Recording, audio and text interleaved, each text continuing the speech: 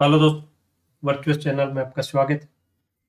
RRB PO का mains का आगे आपका एग्जाम है और जो भी बच्चे दे रहे हैं उनके मन में ये रहता है कि भाई अगर मैं एज ए पीओ सेलेक्ट हो गया स्केल वन में तो मेरा अल्टीमेटली मैं जो सैलरी मेरी क्या होगी, ग्रोथ क्या होगी, इन एंड क्या होगी, क्या पर्क्स हैं, क्या फैसिलिटीज हैं। आज का वीडियो उसी को लेके एक अपने ही चैनल के पुराने व्यूअर हैं जिनका सिलेक्शन हो गया था और उन्होंने अपना नए पे रिविजन के बाद जो सैलरी स्ट्रक्चर है उसके लिए उन्होंने पे स्लिप अगस्त माह की भेजी है।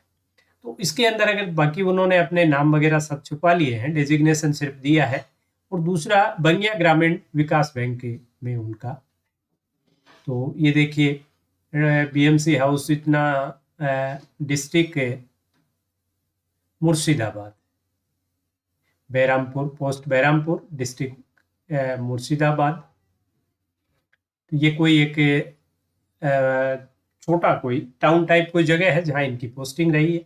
अब इसके अंदर देखें तो बेसिक पे है ये आपका 48,480, डीए 17.2% की रेट अभी करंट है वो 8338। एचआरए जो है ये इनका 8 पॉइंट कुछ परसेंट वहां मिल रहा है वहां के लिए, जैसा वो टाउन की पोजीशन है, ये 3878। स्पेशल पे जो है अलाउंस जो है वो 12,847 है। देन आपका ट्रांसपोर्ट है वो 600 रुपए है और लर्निंग अलाउंस आपका 850 है। अब ये जो डीएस पिन क्या है कि डीए ऑन स्पेशल पे जो डीए है ये जो इसका 12,847 का 17% ये 2209 है। और डीए ऑन लर्निंग अलाउंस इसका 17% जो 850 होगा ये 146 रुपए ये है। ये जो लास्ट में है ये आपका लोकेशन अलाउंस के नाम से है, ये 1200। तो ग्रोस अगर आप देखें तो 78,550 रुपए इनका ग्रोस, कोई एरियर नहीं है, कुछ नहीं है, बिल्कुल एक फ्रेश सैलरी है। और इसमें डिडक्शन आप देखोगे तो टीडीएस इनका इनकम टैक्स जो कटता है, तो ये जो टैक्स कटा है ये आपका 3181 है। फिर उसके बाद में प्रोफेशनल टैक्स है और एक ये 200 रुपए का कहीं यहाँ वो डिडक्शन नजर आ रहा है। और ये आपका जो न्यू पेंशन स्कीम के में आपका जो पैसा कटता है वो 5682 है। उतना ही बैंक भी उसमें डिपॉजिट करता है, फिर वो कहीं इन्वेस्ट होता है, फिर आपको अल्टीमेटली। तो अगर आपने देखा तो ये 5682 रुपए तो अल्टीमेटली आपको मिल जाते। 3181 रुपए भी जो आपके कटे डिडक्शन जो हुआ इनकम टैक्स का, ये भी अगर आपने हाउस बिल्डिंग एडवांस वगैरह अगर आपने ले लिया, एचबीए ले लिया, हाउस बिल्डिंग एडवांस वगैरह आपने ले लिया, कुछ एसआईपीज में इन्वेस्ट कर दिया, तो ये भी आप करीब करीब पूरा ही बचा लेते हैं, राइट। देन आपका डिडक्शन देखें तो सिर्फ और सिर्फ ये 200-400 रुपए का डिडक्शन है और आपको करीब करीब ये माने कि 78,000 के आसपास एक तरह से सैलरी होगी।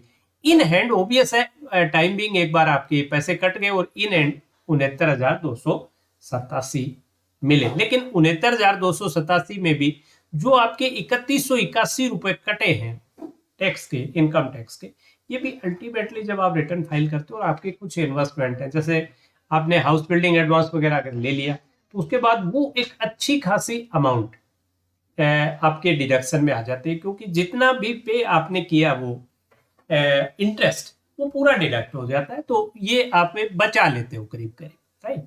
तो अच्छी सैलरी है। इसके अलावा भी आप देखिए न्यूज़पेपर अलाउंस आपको मिलता है, देन आपको एलटीसी मिलती है, मेडिक्लेम फैसिलिटी है। और अल्टीमेटली आप देखें तो 5682 जो आपने जोड़े इतने ही बैंक भी जोड़ता है, तो वो भी एक आपका सैलरी का पार्टी है, राइट। आपके कोई मेडिक्लेम है उनको रिम्बर्स करता है, वो भी आपके सैलरी का पार्टी है। आपको जैसे कोई न्यूज़पेपर के लिए कोई पैसे दिए, कोई एलटीसी आप पे कहीं घूमने जा रहे हो उसके लिए पैसे दिए।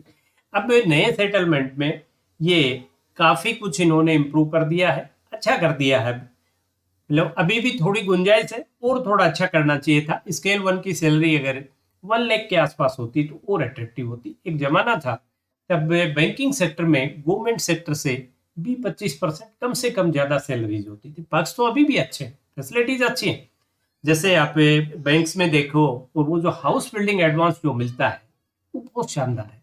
उसमें सिंपल इंटरेस्ट लगता है, कंपाउंड इंटरेस्ट नहीं लगता। उसकी लोडिंग डालो, अगर वाइफ हस्बैंड दोनों बैंक में है और वो अगर आजकल लिमिट भी दूसरे नेशनलाइन बैंक में तो खूब होगी।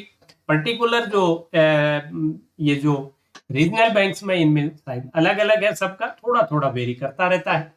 और कई बैंक्स में जिसमें एचआरए की बजाय लीज अकोमोडेशन मिल जाती है तो वो और बढ़िया है, भाई आपने जो बढ़िया शानदार घर लो और उसका रेंट भी आपको नहीं देना पड़े। तो ये जो आपको 78,000 रुपए नजर आ रहे हैं, ये भी 1 लाख तो कम से कम है, आप इन डेप्थ अगर इसमें फैसिलिटीज पार्क में जाए। तो दूसरा एक और मैं कहूंगा, कभी भी आप गवर्नमेंट सर्विस को प्राइवेट से कंपेयर मत किया करो। गवर्नमेंट सर्विस में आपकी एक फेस वैल्यू है, वो डायरेक्ट इनडायरेक्ट पूरी लाइफ आपको पे करती है।